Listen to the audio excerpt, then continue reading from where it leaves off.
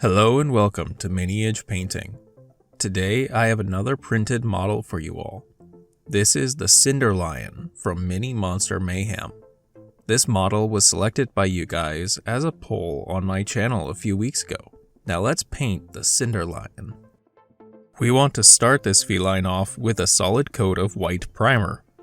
I'm using Stynylrez Matte White Spray Primer because it was raining at my house when I recorded the video. But you can feel free to use a rattle can if the weather permits.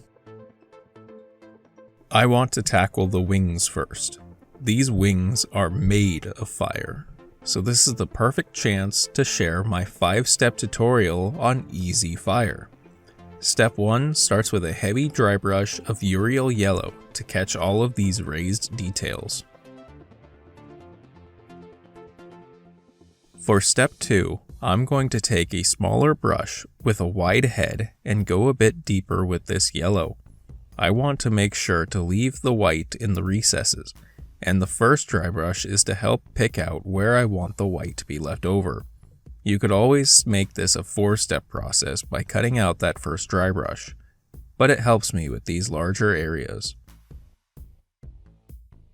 With the yellow nicely coating the flames, we can move on to step 3 and take some Troll Slayer orange and dry brush this over the yellow.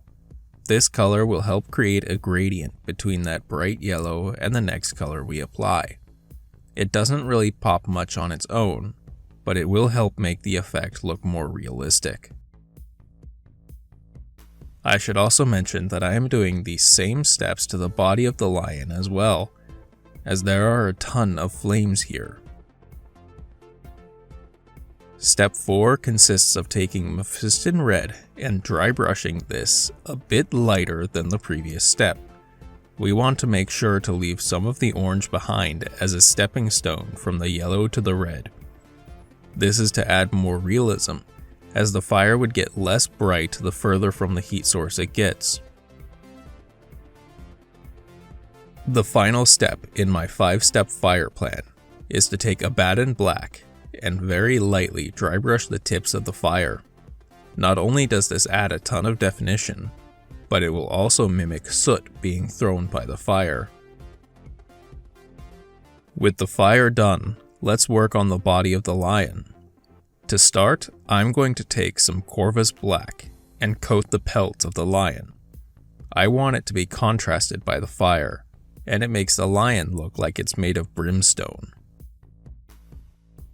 I'll then take some Eshin Gray and put some streaks into the black fur. I want these streaks to follow the path of the body in order to mimic that of hair streaking back along it. This is where I will leave the body, as I want the primary focus of this model to be on those massive wings. Moving on to the base, let's start by coating it in Abaddon Black. You can easily use a black primer if you want. I just primed everything as the same color. Either way, I want the main rocks on the base to look like obsidian. To do this, I'm going to take some Aramon Blue and lightly dry brush over these rocks. I know this seems strange, but trust me on the process.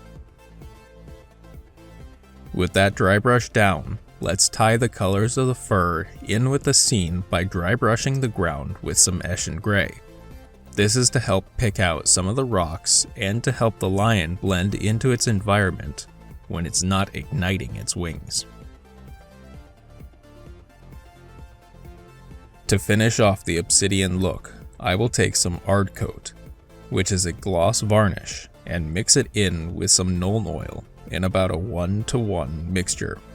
This will help make a glossy finish when the paint dries.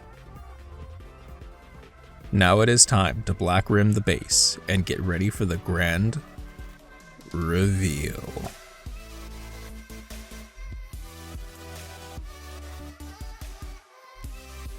Once again, thanks for watching. If you're already a subscriber, thank you so much for your support. It means the world to me. If you're new here, consider hitting that subscribe button and joining our community. I've got some pretty big things planned for the future, so be on the lookout.